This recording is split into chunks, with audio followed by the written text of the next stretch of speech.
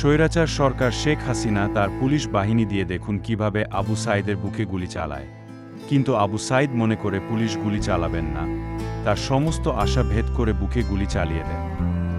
পরক্ষণেই সে মাটিতে লুটে পড়ে। তারপর তার সহপাঠীরা তাকে তুলে নিয়ে যায়। তুলে নিয়ে যাওয়ার সময় তার নিথর দেহ মাটিতে ঝুলতে থাকে। ঠিক ওই মুহূর্তে ও পুলিশ গুলি করে ব্রাক ইউনিভার্সিটির এক ছাত্রকে ঠিক একইভাবে গুলি করে। তখন তার আশেপাশের লোকজন তাকে রিকশায় করে নিয়ে যায়। তিনি ও আর আমাদের মাঝে নেই। কি নির্মমভাবে এদেরকে গুলি করা হচ্ছে।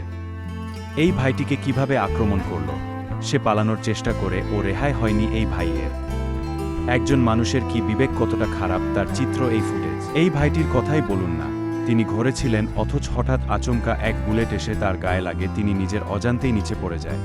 তখন তার বাসার লোকজন তাকে নিয়ে হাসপাতালে যাওয়ার সিদ্ধান্ত নেন। তাতেও কোনো লাভ হয় না। পরের গল্পটা নিজেই দেখতে পাচ্ছে। শেখ হাসিনার নির্মমতা কতটা নিচে নামলে এভাবে গণহত্যা চালাতে পারে। এই ভাইটি পায়ে গুলিবিদ্ধ হয়। তার আর্তনাদ পুরো বাংলার আকাশে বাতাসে এখনও ধ্বনিত হয়ে কানে বাজে। আমরা এর বিচার চাই।